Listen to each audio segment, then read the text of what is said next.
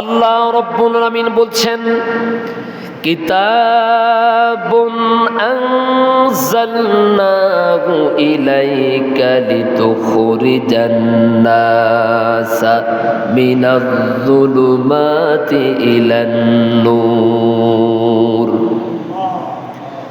হে রাসূল, আপনার উপরে কিতাবটা অবতীর্ণ করলাম, কিতাবটা নাজিল করলাম যাতে করে তামাম পৃথিবীর সমস্ত মানুষগুলোকে অন্ধকার সমূহ থেকে, অজ্ঞতার অন্ধকার থেকে মানুষকে যেন আলোর দিকে বের করে নিয়ে আসতে পারেন। সুবহানাল্লাহ। তাহলে আল্লাহ কোরআনটা নাজিল করেছেন জাহেল, অজ্ঞ, মূর্খ, অসভ্য জাতিকে সভ্য বানাবার জন্য, মানুষের মতো মানুষ বানাবার জন্যই আল্লাহ তাআলা কোরআন নাজিল করেছেন, ঠিক না? যেমন খাদ্যে ভেজাল দেওয়া, ওজনে কম দেওয়া, মিথ্যা কথা বলা, মিথ্যা সাক্ষী দেওয়া, মিথ্যা রায় দেওয়া, আরেকজনের সম্পদ অন্যায়ভাবে দখল করা, এগুলো সব হচ্ছে জুলুম, এগুলো সব হচ্ছে অজ্ঞতা, ঠিক কিনা বলেন?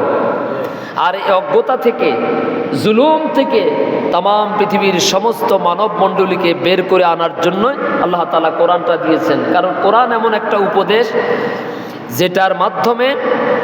যার মাধ্যমে মানুষের চরিত্রকে সংশোধন করা যায়, মানুষকে ভালো বানানো যায়, অসভ্যকে সভ্য বানানো যায়, জাহেল অজ্ঞ মূর্খকে একেবারে শ্রেষ্ঠ একজন মানুষে রূপান্তরিত করা যায়, ঠিক কিনা বলেন?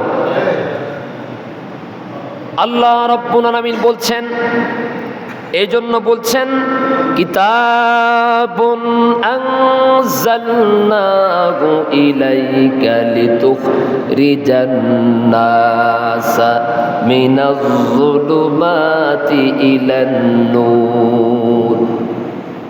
সেই জাহিলি যুগের মানুষগুলো কতটাই অজ্ঞ ছিল, কতটাই জাহেল ছিল।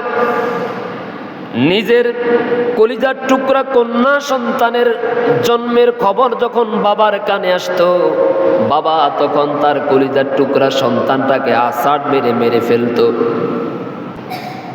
আপনারা যারা হজ বা উমরা করেছেন, কাবা ঘরের মাতাফের বাহিরে ঠিক দক্ষিণ পশ্চিম কর্নারে একটা জায়গা আছে সংরক্ষিত, যেই জায়গাটাতে আরবের জাহিলি যুগের মানুষেরা তাদের কন্যা সন্তানদেরকে আনুষ্ঠানিকভাবে হত্যা করতে, এই জায়গায় এখনো সেই জায়গাটা সংরক্ষণ করা আছে।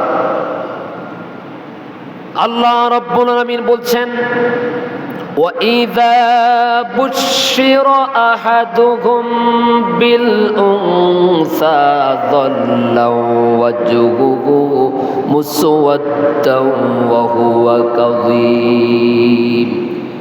যখন বাবাকে এই ব্যাপারে সুসংবাদ দেওয়া হতো, তোমার কন্যা সন্তান জন্মগ্রহণ করেছে, তখন তার চেহারাটা মলিন হয়ে যেত, কালো হয়ে যেত।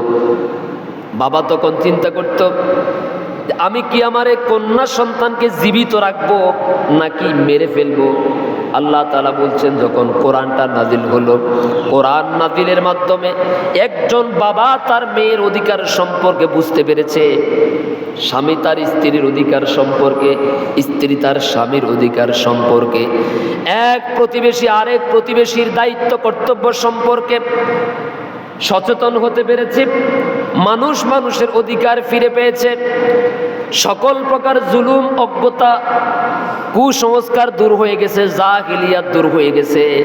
গোটা আরব ভূখণ্ড কোরআনের আলোতে আলোকিত হয়ে গেছে। সুবহানাল্লাহ। শুধু কি আরব ভূখণ্ড আলোকিত হয়েছে, নাকি এই কোরআনের আলোতে গোটা দুনিয়া আলোকিত হয়েছে? সারা পৃথিবী আলোকিত হয়েছে। কিসের কারণে? কোরআনের কারণে।